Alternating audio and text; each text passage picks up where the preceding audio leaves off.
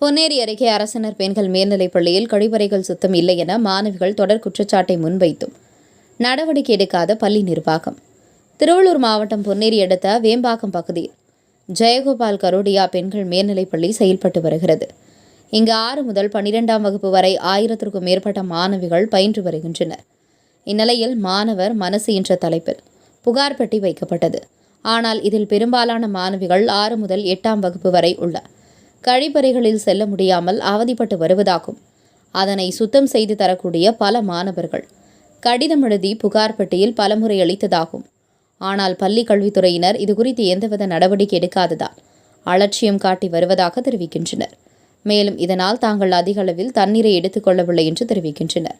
அதிக அளவில் தண்ணீர் குடித்தால் அடிக்கடி கழிப்பறை செல்ல வேண்டும் என்பதால் தண்ணீர் குடிக்காமல் தங்கள் உடலை வருத்தி வருவதாகவும் புகார் தெரிவித்தனர். இதுகுறித்து பள்ளிக்கல்வித்துறையினர் உரிய நடவடிக்கை எடுக்க வேண்டும் என்றும், மேலும் பள்ளி வளாகத்தை சுத்தம் செய்து பூரான், கம்பளி பூச்சிகள் உள்ளிட்டவைகளில் தங்களை காக்க வேண்டும் என்றும் அவர்கள் மாணவர் மனசு என்ற புகார் பெட்டியில் பலமுறை புகார் அளித்தும் நடவடிக்கை இல்லை என அந்த கடிதத்தை சமூக வலைதளங்களில் வைரலாகி வருகின்றனர். மத்திய அரசுடன் சண்டையிட்டு வரும் சூழலில் பள்ளியில் உள்ள குறைபாடுகளை மாணவர்கள் சுட்டிக்காட்டியும் அதன் மீது நடவடிக்கை எடுக்காத அரசு எவ்வாறு பள்ளிக் கல்வித்துறையில் சிறந்து விளங்க முடியும் என பலரும் கேள்வி எழுப்பி வருகின்றனர்.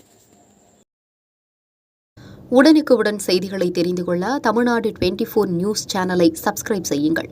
லைக், ஷேர் பண்ணுங்க. நன்றி.